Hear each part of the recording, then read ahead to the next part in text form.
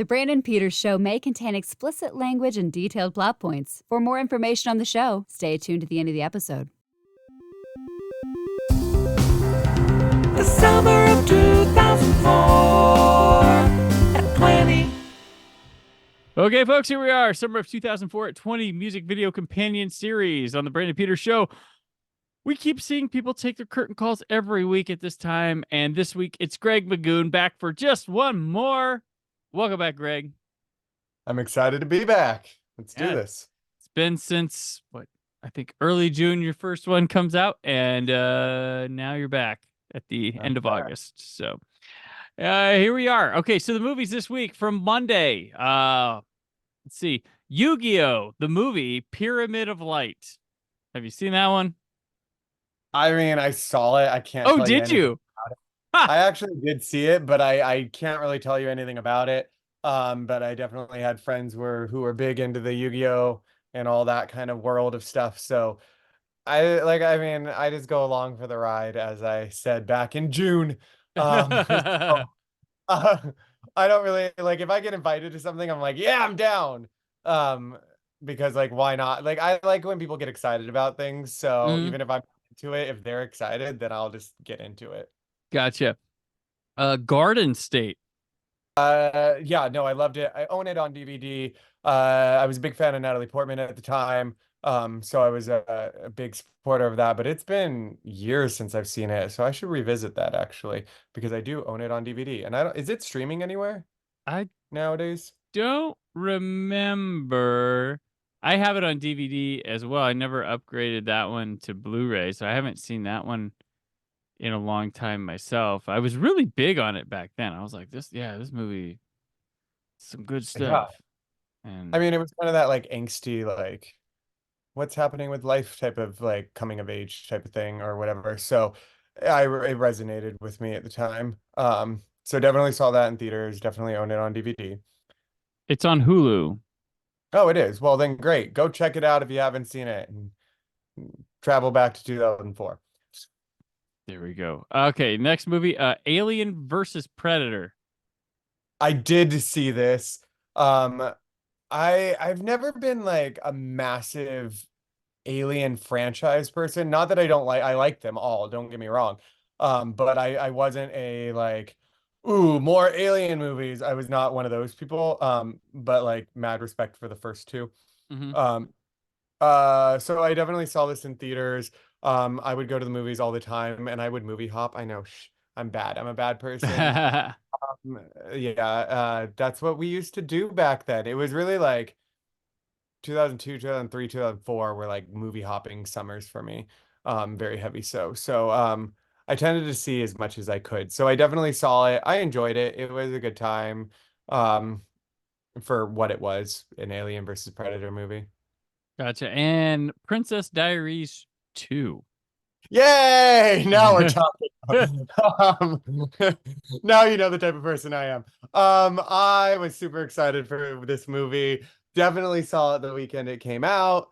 I loved the first Princess Diaries. I was ready for the sequel. I used to watch That's So Raven, so I was excited that Raven was in the movie.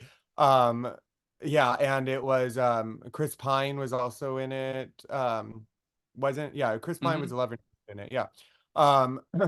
Yeah, I thoroughly enjoyed everything about that. And then it had oh my God, the Raven Simone song from that movie was so fun too. I don't know, there was just a lot of fun things in that movie, and I am even more excited that they are in fact making a third movie in the works right now. A Princess Diaries 3 will be either 2025 or 2026, I guess. I don't know. Anne Hathaway is saying it's happening. And I've loved Anne Hathaway from the beginning. I never went through that hate moment because I always loved her and never understood why people. She's lovely and I love talented. her and everybody should love her. She She's really beautiful is and talented. That's it. And she's just a good person. I have firsthand accounts of this. She's just a lovely human. So support Anne Hathaway, and I love that she's getting the attention that deserves. And I do love her new rom-com. I love Anne Hathaway. So Princess Diaries 2, very fun movie. Own it on DVD. I've seen it many a time. Yeah, it was a fun movie and I loved it. A movie that Greg would call a goodie. And Goodies is our song today. It's the first single from the debut Ciara album of the same name. It is produced by Lil John and features a guest appearance by Petey Pablo. Other singles for that album included One Two Step, Oh, and I. The album peaked at number 3 on the Hot 100 and went 3 times platinum. The song would hit number 1 on the Hot 100 and achieve platinum status on its own. So I say, like, what better debut can you ask for than in 2004 than having Lil John produce your show or produce your song, and Petey Pablo, who was quite big at the time. He had a song called Freak a Leak that was topping the charts in the summer as well. And what better way to get introduced, those two? So Greg, your thoughts on Goodies? Oh Song. my, this song. This song is definitely a song of the summer for me. That is for sure because Mhm. this song had such a chokehold on me. Anytime it came on, I would like stop what I was doing. I knew like the words to it. I was obsessed with this song. I don't know what it was about it or why it just took over my life. I have like vivid memories of me like having it blasting in the car. I think at one point I was with my friends. We were going to Palm Springs. I want to say I was with like my friend Rachel and like Mary, and we were like playing it on our way to Palm Springs or on the way back from Palm Springs, something like that. Either way, a lot of memories associated with this song during that summer before I went off to college. And like I said, I knew all the words to it. And considering I'm somebody who like cheers for the Princess Diaries too, you wouldn't necessarily expect this to be like my jam, but it really was. I don't, it was just so cool and fun and just light and fresh. I loved it. I loved everything about it. And even the video, like it's so 2004. Like this to me defines 2004 in so many ways.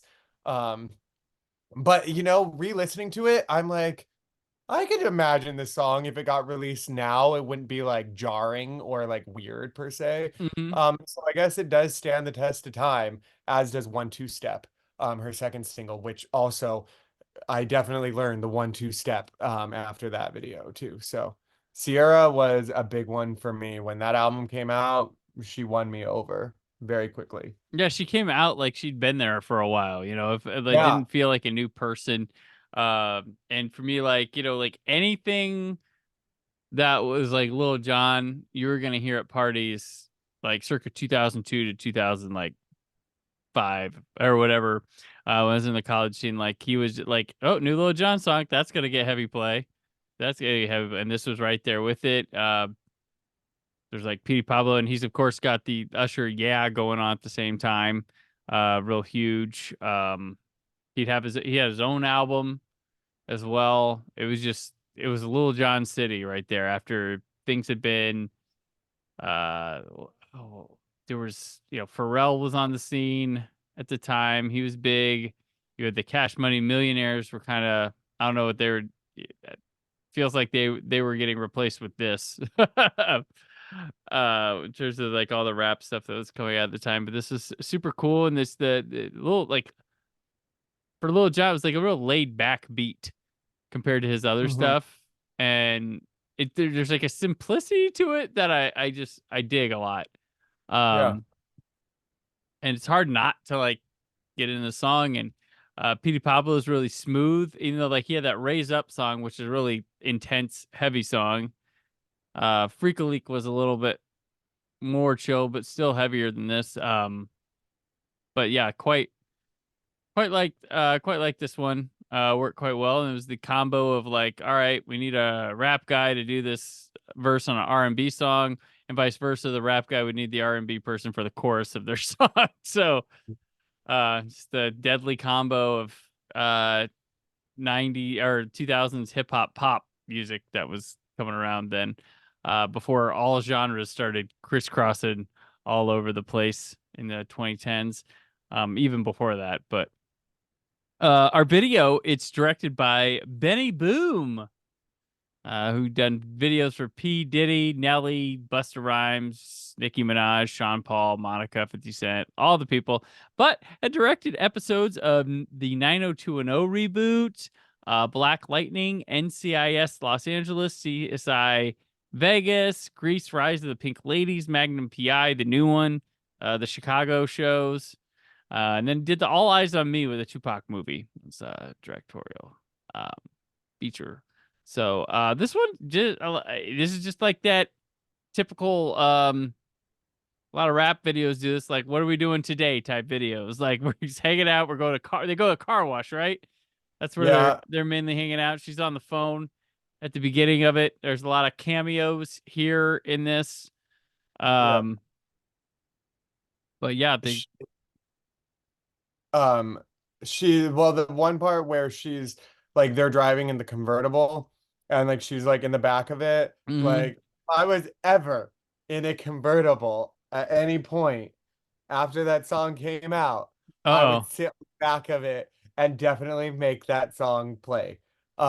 So because I just like when they're driving down the road, I'll be like, I'm gonna sit in the like sit up in the back of a convertible on that like top part, or like out of the car slightly and Yeah. like do it. And it was just like, I like you can't not kind of just bounce to the song. Like you just have to move to the song. So that made me want to seek out convertibles and sit in them while people drove and listen to that song. But also the video was giving me like, I don't remember when this movie came out, but it was giving me like the movie Honey vibes, but like this music video felt authentic compared to like what Honey was doing in some of their stuff, even though I Mhm. love the movie, Honey, don't get me wrong. But like it just I just vivid well, it makes sense because I mean Ciara and Missy Elliott work together and Missy Elliott's in Honey. But but just kind of that the way Honey kind of talked about music videos around that general time.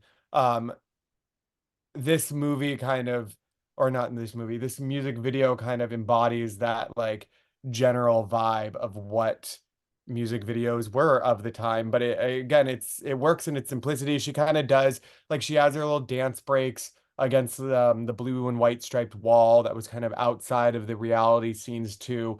So you got a blend of just kind of the daily life and the okay, we're gonna dance. This is our like official dance section that they wove in and out of, which was very typical of the time too, where they would have like a story or, and I'm going to use quotes in it, kind of that like story of the day going Mhm. through, woven like kind of put together with a choreographed in a room somewhere type of theme.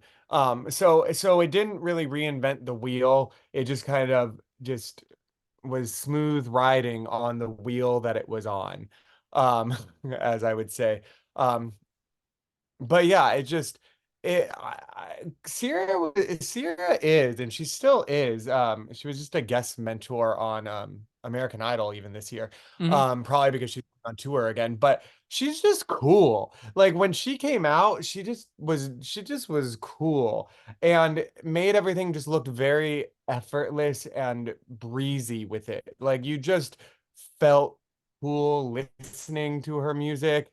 You wanted to be a part of that kind of casual party, just drinking beers around a truck type of thing. Because isn't that last little part of the music video, are they're like they're not tailgating, but essentially they're Mhm. outdoors. Like, Right. Yeah, is it there's a lot of hanging out, and it's not like they're hanging out yeah, in anywhere cool. It's just like yeah, she's trying to be like, "Yo, I'm from like a small town, you know, like this is yeah. what we do." This, and it's not trying to be as much as flashy as the dancing is, as flashy as the song and everything is. The music video is not flashy. No.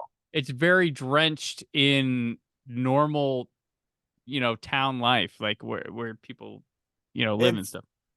it's kind of like a country music video in a weird way, like Well, what you I would expect, like a country song of like people just gathered around drinking beers and like like just hanging out, like in not some like trendy or cool setting. It's just kind of like you said, like a daily life, like just day in the life, people in cars, but just done in a pop hip hop sort of way Well, that it's funny. Like I noted a connotation. I followed this for a long time that like rap and country have so much in common for two audiences that don't care for one another, and it's like yeah, like from album covers to like you were just describing. That describes like a ton. Like yeah, a lot of country music videos follow that suit, but so do a lot of rap videos. Um, like their lyrical content and how they deliver them. It's amazing like just the similarities in from marketing to just the core of the music that comes out, and both crowds just like don't generally are like, I'm not into that, that's yeah, yeah. it's really funny. Like album covers, like rap and country have, in terms of artwork, the worst album covers. It's usually just like it's got some crazy title like Yeah. A Night in Hell, but it's just like a guy just sitting there like, "Hey y'all, it's me. Yeah. It's me, Tim McGraw." Just it's like there's no art to it, but it's like called something. It's like, just call it like Tim McGraw 5, like, but like, and then rap is the same way. It's like something something, but it's just like the guy on there like, "Hey," and that's the album art for majority. Granted, some have had like Kanye's first one was not, just Kanye on the cover. It was the mascot with the mask off his drawing. But yeah, I don't know. Yeah. And they both have a similar approach. It's like, who's on this? I don't have to know because their pictures right there and their name, and then some title that's probably one of the song titles. I mean, this album, like Ciara's album, I think this album was just like a very close up of her face. Yeah. I want to, didn't she have like a hoodie on or something? Like it's like she had like a hood and like it was like a pinkish hood, I think. Mm-hmm. Whole album, yeah. But that's the other thing with this music video and even like 1-2 Step, because I definitely remember that video as well. But there's also something very welcoming in like the music, like a welcoming feeling in this Mm-hmm. music video where you felt like you were welcome to be part of it rather than like, oh, we're over here being cool and doing this. It felt like you were invited to the party with this song and even 1-2 Step versus sometimes in that type of music that you can kind of feel like a divide somehow, or even within the theming of the music video, there's like dance battles or this and that. This just felt like you're in the ride, you're with them going along with it. And again, it kind of is I like Naughty Girl, even like we have Ciara kind of Mm-hmm. like owning sexuality a little bit, and like she's kind of just like, yeah, like you can look at me like I just think it's cool, as I keep saying. It's just cool and you're invited into it.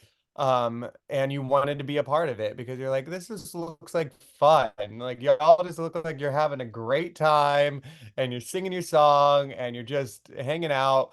And that's nice. Like I like that. Yeah, it's not trashy or oversexed. I mean, if you think No. dance moves are like super sexuality, then I mean, go hang out in the town from Footloose. But um, that'd be like the only thing that I would think. But like everybody's dressed like normal. I mean, there's some dance stuff with some booty shaking, but that's just dancing.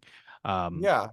and You're right. It's not overtly like sexual in the dancing. It's just like, and like she even does like that Matrix backbend at one point in the yeah, music. Like there's real dancing in it, but it's not like um raunchy by any means, but it's also not like excessively complicated either that like it gets, yeah, it just fits with the music and you just want to groove to it. Well, I just made myself sound really old by being like groove to it, but like you do. you can cut a rug to this one. I mean, like even when I was re-listening to it more for this, I just had it on repeat for a while because I was like after it ended, I was like again. So I don't know. It's just it really it holds up to me. It seems Mhm. crazy to think that it was 20 years ago and I was, summer before college and here I am in like my room dancing to it again Mhm. 20 years later and not thinking that's weird or feel old doing it, and it's like, oh, this just Yeah. feels current. So I don't know. I'll be curious to know what like younger generations think of this song, but they probably It's classical won't music think to it feels some. current. Yeah, oh God. Right. It's so well, I mean, like I do know a 23-year-old who does love Ciara and does know this Hmm. song really well. Um, so I mean, like when this song came out, a 23-year-old was all of what, 3 years old. Yeah, yeah.